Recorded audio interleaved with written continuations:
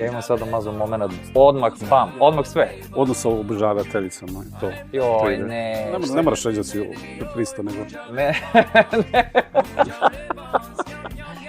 Seci ovo. Ok, 20 godina. 20 godina Sarsa. To sad ulazimo u te neke ozbiljne vode i priče, godine. Da. Šta za tebe sad to osobno znači? 20 godina? Da je proteklo previše godina, prebrzo je prošlo. Svašta se izdešavalo među vremenu, dešavalo se i mnogo lepih koncerata i napravili smo eto i diskografiju tih 20 godina koje nismo očekivali na početku da će se desiti. Lepih spotova, lepih emocija, interakcija sa ljudima, lepih upoznavanja kroz muziku. Dobili smo mnoge prijatelje u nekim gradovima gde ne bismo imali priliku da dođemo u kontakt sa njima. Eto, ostvarili smo više nego što smo očekivali na početku, ali eto, kao što si rekao, 20 godina postojanja. Moramo malo da se pomirimo sa tim da ulazimo u te neke srednje godine i postajemo malo matoriji band, ali ne damo se, i dalje nema svedih. Kako gdje? Kako gde? Tu počinje pomalo. Da. Držimo se još uvek. Da. A daj mi reci, znači, recimo, odemo odmah na početak. Krenula kao punk motivi, Da. ali zapravo je vrlo brzo je to postalo, nije mainstream, ali veliko uspješno. Kriv sam.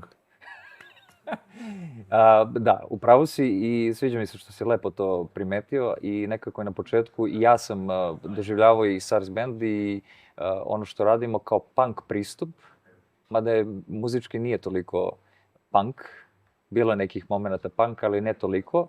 Više muzički je, neću reći komercijalno, jeste doživjelo komercijalni uspeh, ali je milozvučno, ali poruke, pristup, stav je bio punk na početku i dalje postoji to kod nas i na koncertima pogotovo, ali ne znam, da, prisjećao sam se pre neki dan prvog nastupa u Zagrebu, Željezničar i tih momenata kad je krenula cela priča i kako smo doživjeli da u Zagrebu, u gradu gde nismo nastupali do tad, i ne samo u Zagrebu, nego bilo koji grad u regionu, da smo doživjeli da vidimo da ljudi u publici, brojnoj publici za tad anoniman band, relativno anoniman, da ljudi znaju pesme, da pevaju, iako verovatno u Zagrebu pola ljudi nije znalo šta je Buđev Lebac, ali Buđev Lebac je otvorio priču i pružio nam priliku da nastupamo i da upoznajemo ljude u regionu, kako u publici, tako i van bine, van nastupa i da, kao što sam rekao, stičemo i prijateljstva i da vidimo zapravo da ono što radimo, svaki muzičar kad pravi neku muziku, može da mu se svidi, može da uživa u tome kad radi to, ali ne može da bude sigurno da će naići na odobravanje ljudi i široke populacije koje sluša tu muziku, a nama se desilo upravo to. Nismo bili svesni da zapravo šta ljudi prepoznaju u tome što radimo, osim što se nama dopada, nismo znali šta je to što ljude lepi za našu muziku i šta se to njima dopada, ali videli smo gde god da smo nastupali od početka, bilo nam je iznenađenje, ali smo videli da se ljudima dopada to što radimo, da. Da, ali mislim, to je u startu bilo, odmah su hitovi bili. To si ti rekao. Mislim, i Buđev Lebac i Debeli lad, i Rakija, i Ratujemo ti i ja, taj prvi album koji je izašao i nakon prvog albuma smo nastupali, kao što se rekao, u Zagrebu, Željezničar bio i nakon toga mnogo koncerata, ali i u Skoplju kad smo bili, i u Sarajevu, Mostaru, gde god da smo bili, ti kao demo band, recimo demo band, imaš prvi album i sve super, ali ti ne znaš šta se dešava osim onoga što se dešava u tvom okruženju, od prijatelja, porodice, da li nailaze na odobravanje ili ne, drugari, prijatelji, naravno da im se svidelo to, ali ne može to da bude reper za to da li se to dopada ljudima u okruženju koji te ne poznaju. A nama se upravo to desilo i neobično je, zato što prvo niko od nas nije imao neko, kako bih rekao, muzičko iskustvo i iskustvo u muzičkoj industriji, da zna, eto, okej, navikao sam na to i to je normalno. Jednostavno, radili smo muziku onako kako smo osjećali, a poruku koju smo slali kroz pesme je naišla na odobravanje na celom Balkanu. Da. Okej, ali ovo mi je, znači, s obzirom na ime benda, koje je I jedna i druga strana je dosta... Da, jesi, atipična. pa, za početak to je tipično, baš tipično za početak. A dobro, okej. Ali onda dođeš taj ono kao zapravo mainstream uspjeh. Da. Jesi ikad požalio? Jer Ne, i SARS i ovaj sa Satrijanim gdje je... Da, recimo, sve ćete reći, Burazir koji je, pored gitariste, eto, kao osnivači benda, mada osnivači benda to je u prevodu značilo da su okupili ekipu da prave probu muzičku i da prave neke pesme, da drndaju instrumente, prave pesme, zezaju se, piju u studiju umjesto na ulici, razumeš? I to je više iz zezancije nastalo. I taj punk pristup je izražen kod mog Burazira, što se da vidjeti iz naziva benda. On je malo ima taj, kako bih rekao, bolestan moment. Zvali su ga bolesni demon Žabac. Malo, da. Da. I taj malo atipični pristup, ali očigledno ostavlja utisak. I pričali smo u mnogim intervjuima, on i gitarista su baš autostopom išli dole do Crne Gore, naleteli na Ramba i onda mu se u tom momentu hvalili. Imamo band, zove se, kako se zove, Svežana Putrina ruka Satrijan, kaže, ja da sam muzičar, nikad vam ne bih pustio vašu muziku na nekoj muzičkoj playlisti zato što ste kao užasan naziv benda. Šta je to?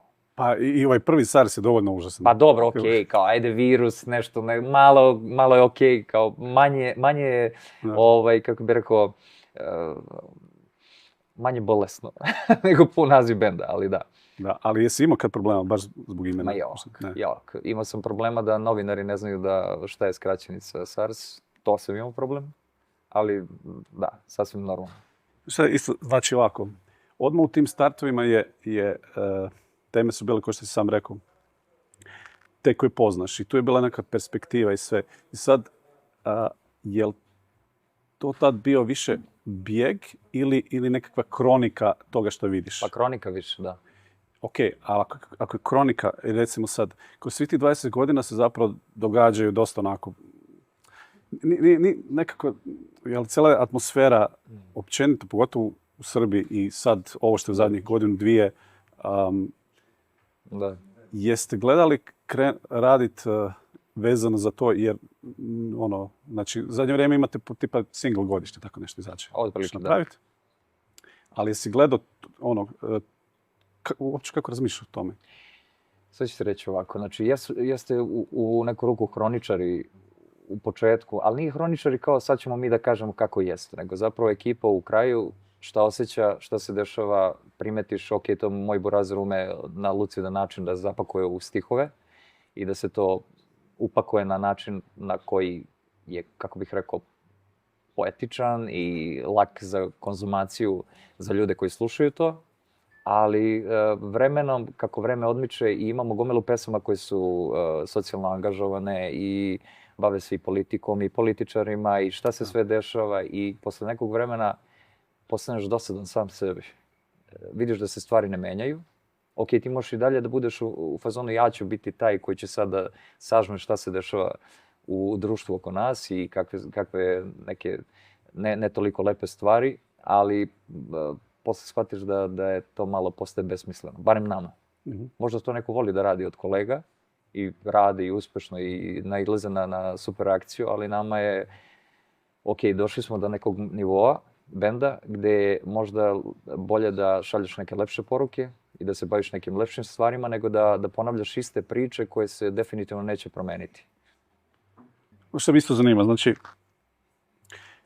zapravo vi ste jedan od one koji ima early success, recimo. Da. Tako da prelomni trenutak je bio taj. Start je bio prelomni trenutak. Odmah sve. Tako da sve poslije. Ali i sad, kao jedan band koji kreće iz punk nekih motiva i uvijek imaš neko prema dijaspori kao, ok, sviram u dijaspori. Ali vi ste, znači samim time, uspjehom koji onda traje neku godinu, ste zapravo vrlo traženi u dijaspori isto. Kako gledaš na tu? Evo sad smo bili, prošli vikend smo bili Cirih i Minhen, to su zapravo prvo 2 koncerta u okviru proslave 20 godina postojanja benda. I nekada, imao sam ja lično predrasude ko dolazi u dijaspori da sluša nas, jer obično kad kažeš dijaspora, balkanska, to podrazumijeva verovatno malo folk priča, narodnjaci, to je uvek puni klubove po dijaspori, ali recimo godinama primetiš da ima ljudi koji slično razmišljaju, da nisu svi ljudi u dijaspori ljudi koji slušaju samo narodnjake, da ima ljudi koji razmišljaju svojom glavom, koji nalaze u našim pesmama konkretno nešto što ih dodiruje i emotivno se povezuju sa našim pesmama, tako da, eto, u Cirihu i Minhenu smo imali sjajne nastupe i sjajnu energiju u publici i ljude koji znaju i ne samo hitove kao što su Perspektiva, Lutka, ne znam, Buđo Lebac, nego i pesme koje su angažovane ikone pop kulture, da ljudi pevaju u publici, gde ne bih očekivao to da se desi, ni dan danas, pošto posle nekog određenog broja godina ostaju samo hitovi, ljudima u sećanju i znaju reči, ali na koncertima u Cirihu i Minhenu smo imali sjajnu publiku koja peva od prve do poslednje pesme i onda uživanje zapravo nastupati tamo i izgubiš taj moment i tu predrasudu da je dijaspora samo narodnjački moment, nego da postoji publika zapravo koja i sluša nešto što nisu narodnjaci. Ma ide, mislim da prolazi dobro Bajaga i... Naravno, ne računam XU rock, to ne računam. To je u dijaspori XU rock, narodnjaci i zapravo smo mi našli neki svoj prostor. A čekaj, ali recimo u fizičkim prostorima, jesu to isti prostor ili nisu? Recimo u Cirihu smo nastupali u klubu Dinamo koji prima možda 500-600 ljudi. Bilo je krcato. Minhen je neki Freiheitshale koji, ne znam, lupić sad 800 ljudi prima, znači to su sve, nisu to mali klubovi. To je određeni broj ljudi, znači 500 ljudi u Cirihu i 800 ljudi u Minhenu, nije mali broj ljudi. A ko svira, recimo, u nedijaspora danima tamo? Kako misliš? Taj tip kluba.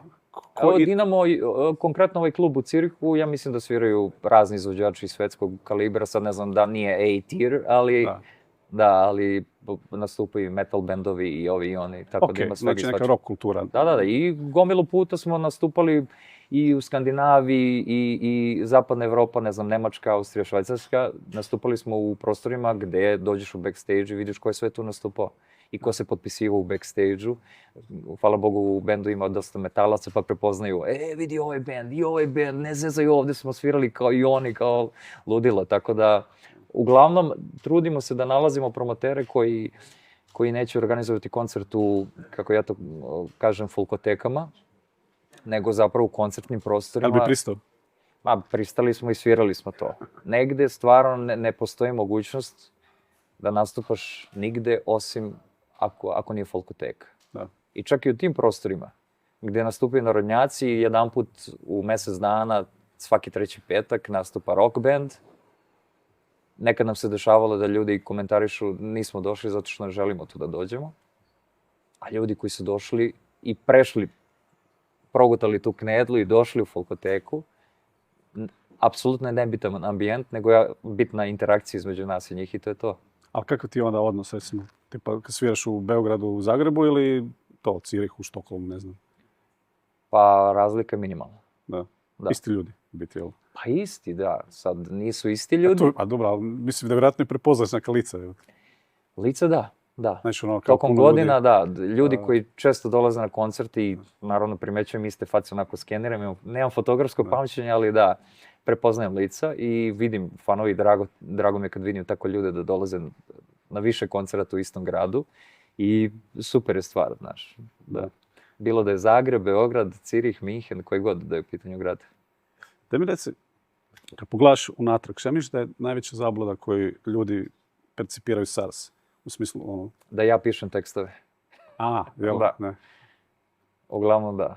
Ljudi se vežu za frontmana i onda... A dobro, ali ništa ne pišeš ili... Pisao sam možda 2 teksta i na par teksta možda po koji stih i to je to. Da, uglavnom moj burazer piše i to mislim da i njemu smeta, zato što često na početku, pogotovo sad se pomirio sa tim. Zato što ljudi percipiraju i gledaju i upijaju tekst kroz mene i kroz moje pevanje. I onda je na početku mu bilo neobično, pazi još šta pričaš to, kako između pesama pričaš, koju poruku šalješ, nije to nego ovo, razumeš? Ali na kraju se pomirio i video da to funkcioniše i da zapravo ljudi onaj gotov proizvod doživljavaju na pravi način. A da mi reci, ok, 20 je bilo, šta za sljedećih 20 u smislu? Polako. da se potrudimo da budemo zdravi i živi i zdravi i da to traje barem 20 godina, pa ćemo vidjeti. Godinu za godinom. Tako idemo. Znaš šta, ćemo probati. Vidio sam nekakav intervju, nedavno ti je zašao ovdje, di si izvalio Izvalio, da. Izvalio, da bi ti bilo ok kao i da te odnos sa obožavateljicama je to. Joj, ne, to je pisala obožavateljica, da. Tako da, mislim da se namjerno poigralo, pogotovo u naslovu. Bio sam fazonu, zašto ovo? Da. To je jedan od fanova koji je došao, mislim, na preko 20-30 koncerta grupe SARS i u međuvremenu je krenulo da radi za taj magazin. I onda sam bio u fazonu, joj, Ana, zašto si tako formulisala? Nisam ja, nego je urednica tako izvukla iz konteksta, rekao, ispadam ko pačenik da jurim fanice na koncertima, zašto to meni radiš? Nisam mogla da reagujem, ona je to uradila. Da, užas. Ne, to ništa, jel? Ne, užas. Užas. A jel ima toga? Jel se mijenja? Tipa, znaš, kada startaš, pa kao mlađi si, pa to malo luđe. I onda sad, recimo, ti odnosi s fanovima. Pa igrom slučaju sam igrom slučaju sam u tom periodu kad je bilo najluđe bio u dugoj vezi. Tako da ništa nisam radio, a bilo je toga, bude i danas, znaš. Pogotovo nakon koncerta fotkanje, slikanje, pa svašta bude nešto, ali da. Budemo onako prilično odmereni. Koja ti neka blesavija, najluđa stvar koju ti neko predložio? Ne moraš reći da si pristo, nego... Ne. Seci ovo. Nije da... Najluđa stvar. Ne. Bit će fini kulturan. Preskočit ćemo. Nećete imati šta izdržati za socijalne mreže. Uništavaš mi intervju. Otežavaš mi intervju. Ne, bilo je nekih ludila, mislim, devojke, crti po stomaku, žare, oženi me, pa crti svašta nešto da ne prenosim, pa transparenti žare, ženi nas, 2 devojke razapele u 3, zanimljivije i tako to. Svega je bilo. Bacanje bruseva i sve to što ide po redu, ali... Da. A imaš neki, tipa, šta ti uvijek, znaš, čega se podsjetiš kad ti neko kaže nešto najluđe na koncertu, u smislu nekakav fail, Fail? Pa bilo je failova, recimo, znaš šta, uvek se trudim da me glas ne izda i kad se to desi, to mi je agonija na koncertu. To se desilo u Cirihu, pre možda 10 godina, gde sam na putu od Beograda do Ciriha izgubio glas u kombiju. I onda je taj koncert bio totalna agonija, trajao 45 minuta i to smo na jedvite jade. Ja za oktavu niže pokušam nešto da pevam. Basista dobija napad panike zato što je, šta ćemo sada radimo? Gitarista pokušao da solira duplo više. Ovi, kao šta ćemo da sviramo, jer ako nema šanse ovu sledeću pesmu da sviramo, preskači.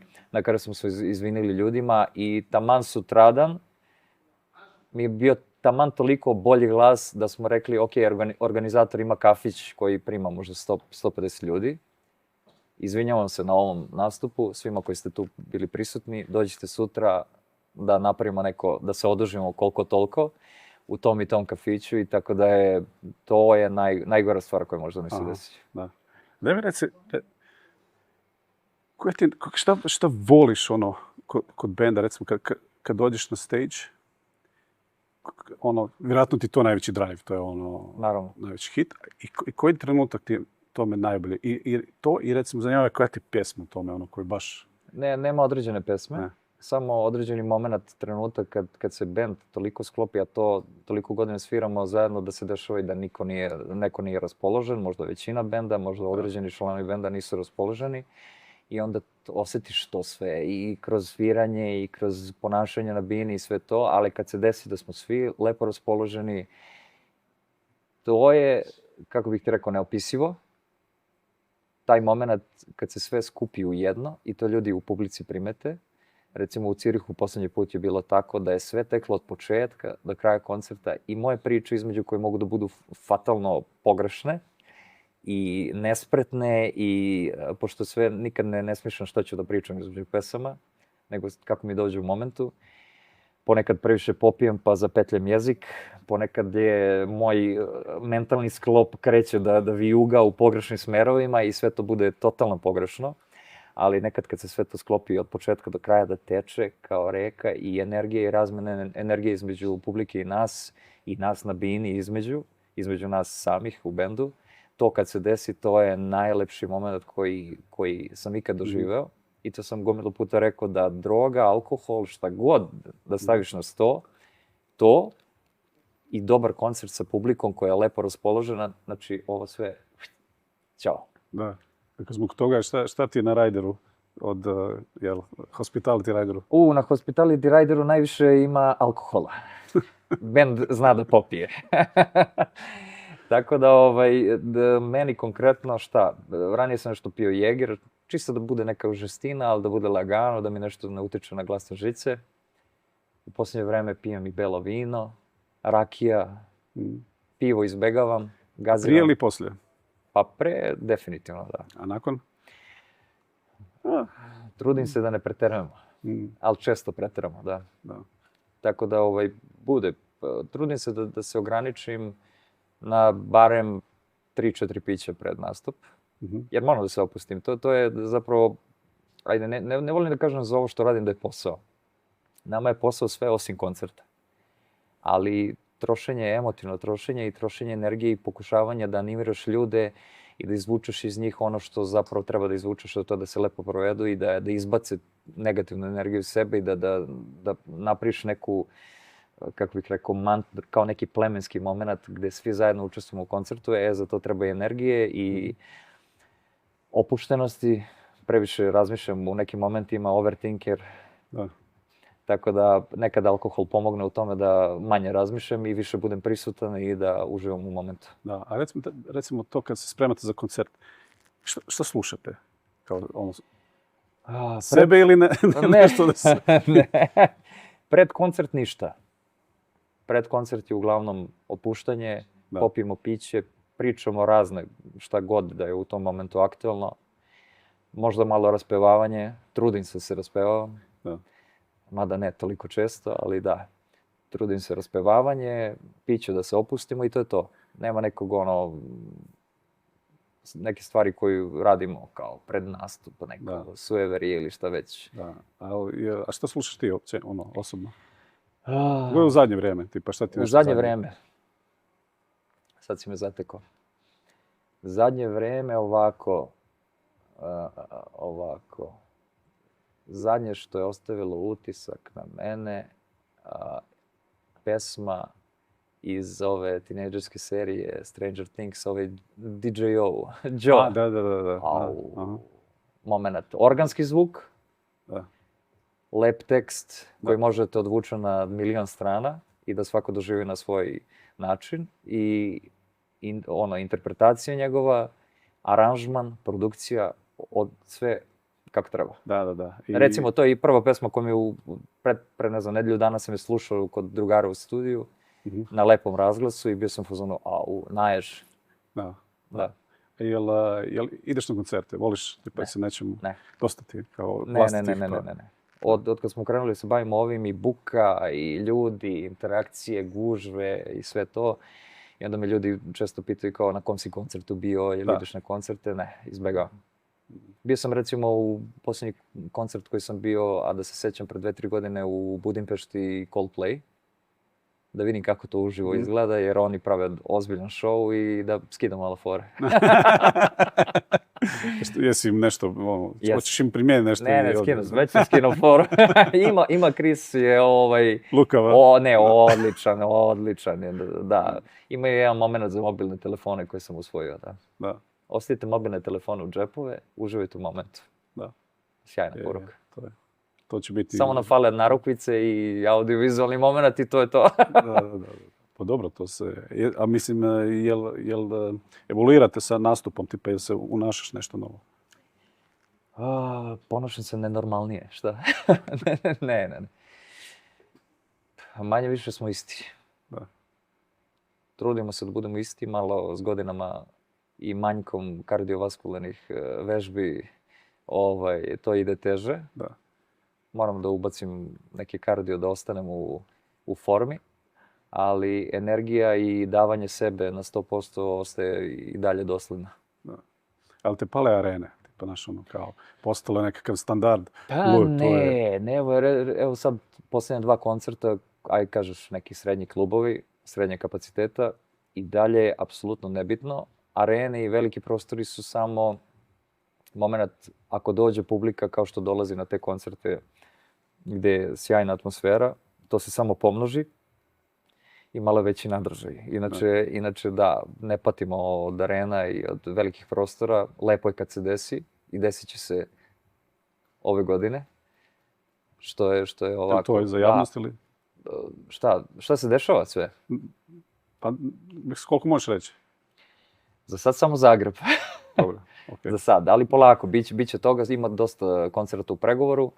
U Hrvatskoj za sada, ako se ne varam, bit će 3 ili 4 nastupa u većim gradovima. I u regionu se trudimo da napravimo u svim većim gradovima, glavnim gradovima ili većim gradovima da napravimo koncerte, da obeležimo to kako treba. U Srbiji je doduše malo teža situacija s obzirom kakve su prilike zadnjih par godina i kakva je politička struktura i šta sve kontroliše, tako da nam je veoma zeznuto da dogovorimo nešto, jer smo u suštini na strani mladosti i pameti, a ne interesa i polusveta koje na vlasti. Jeste to osjetili u nekim otkazivanjima Kako ili ne? Nebukiranje? Nebukiranje, eto prošle godine smo imali 2 nastupa u Srbiji. Jedan nastup je bio na protestima u Novom Pazaru, drugi nastup je bio odloženi nastup od prošle godine na bike skupu u Loznici i to je to. To je to, da. Da. Ali mislim, s obzirom da je, ne znam, 98% bendova je na istoj strani. Koga se uopće bukira onda, mislim? Ne znam. Kako to... Ne znam, to su već priče da čak i neki kolege muzičari koji su onako prilično opozicioni, došli su do toga da sviraju velike prostore. Sad ne znam, neću da ulazim u to, niti ću da upiram prstom da je ovako ili onako, ali nama očigledno Srbija je u zatišju u posljednjih par godina. Da. A jel vidiš neke naznake da će se to... Pa ja se nadam. Znači, ničija nije do jutra gorala, tako da neće ni ovima. I za njih će postojati svet i Srbija i društvo, tako da nadam se da će se to rešiti što pre. Ne bi sad da širim priču i da politizujem ceo ovaj intervju, ali da, nije dobro, može bolje i mora bolje, tako da nadam se da će se desiti. Kapital se ne prepušta tako lako. Ekipa je zagrezla u kapital ozbiljno i ozbiljne svote novce se lapaju i trpaju u privatne džepove. I to ako nekome sad ti ulaziš u teren i ulaziš u novčanik, a on ima gotove dilove, niko ti neće prepustiti to tek tako. To je jedina kočnica, eto, vidjet ćemo šta će se desiti. Nadam se da će se desiti nešto uskoro, da se to preokrene i da krene nekim drugim tokom, normalnim tokom. Da. Vidjet ćemo se. Jel možeš šta za Zagreb otkriti? Za Zagreb da će biti gostiju, da će biti novih pesama koje ćemo izvoditi, da ćemo se potruditi, eto, po prvi put u Boćarskom domu. A gosti? Gosti, pa eto, mislim, zicer će biti Šemso 69. Okej. Srpski zet. On će svakako biti. Trenutno dogovaramo još kako će to izgledati i koga bismo još mogli da zovemo od gostija. Znači, gostije će sigurno biti. Uskoro pripremamo nove pesme, tako da ćemo i te pesme izvoditi na tom nastupu. Potrudit ćemo se da organizujemo i vizualni moment koncerta, i light, i VJing, da bude na nivou. A onda je neki album isto pripremi, ako imate nove pesme? Imamo neke pesme koje smo objavljivali, kao što si ti rekao, singlove u posljednjih par godina, koje ćemo objaviti u okviru jednog albuma. Imamo još nekoliko pesama koje još nismo objavili, treba da ih završimo. To već priča, neću više da se ponavljam. Po intervjuima sam pričao da to pre zadnjih XY godina da ćemo ih objaviti. Neću ništa da obećavam, ali ove godine mora da se desi. Kako ide ovako portal? Dobro ide, dobri su brojevi, dobro ide, dobra atmosfera. Da. Stalno dolazi neka mladost koja digne neku energiju, kreativno, jako kreativno. Pa to, da se ne učmali onako. Ne, zato što dolaze novi koji konstantno dižu i to je nekako u konstantnoj nekoj vrtni i stalno dolaze novi poticaj, nova skrivanja, nova kreativa. žanrovi se malo šire, tako da je nama zapravo i publika samim time Dobro? i veća. Da. Zapravo. Ali meni je to dobro zato što ti nekako to... Meni to iskrene.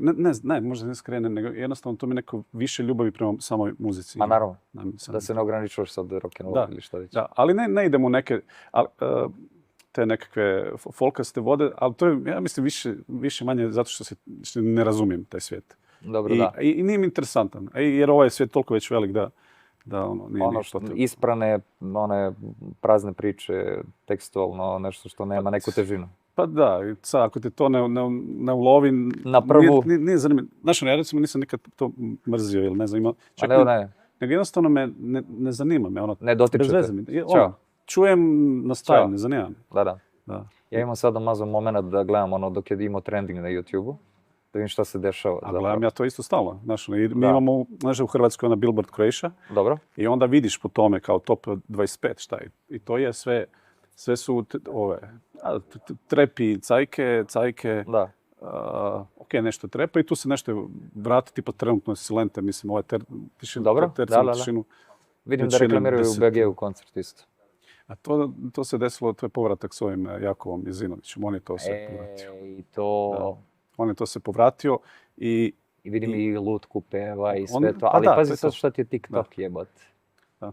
Šta ti je TikTok? Znači ti na TikToku pevaš, nemaš jednu autorsku pesmu, a napuniš Ima sad ovako. dvije. Upratio sam Sad jednu, da. nisam vidio drugu, da. Ovih dana je objavio još jednu. Aha, da. I čak mu nije loša ta. Ova prva koju sam čuo. Ali za njegovu prodaju to nije Polje bitno. ruža, kako već, da, ne. Da, Polje ruža. I sad je nešto, ja volim tako neko. Je to nešto, ali mislim da je to više zbog Ajde se desi autorstva. da ima, da ne kažu peva tuđe pesme, a puni arene. Da. Da. Ali zanimljivo, recimo, samo je Tercu digo da je baš slušana. Da. Neko je ono oživio. Reanimirao, da. Reanimirao, da. To je... Da. A na čemu najviše klikova imate? Jake Žanrovski. najave, jake izjave. Metalci? Metalci su nam najjači core od uvijek bio. Core, da. To je core. Jer smo mi od tamo krenuli. Da. To sam skontao, da. I uvijek će tu neko ostati, taj dio. Ali jako je otvoreno. Da. I onda... Znači, samo bombastične izjave i... Da. Ja ti nisam za lucidne izjave, za sečenje. Tako da potrudit ćeš se. Ne, nikako. Svest o tome, kao trebalo bi sad pričati o nekim stvarima na određeni način, da u svakom momentu imam svest da treba da bude suština forme, kratke forme, bombastično. Nisam takav lik. Da. Često i takav mi to misli da često onako idem pa ovde i onda nema suštine, nema onako zašto se uhvatiš. Da. Pamtaš?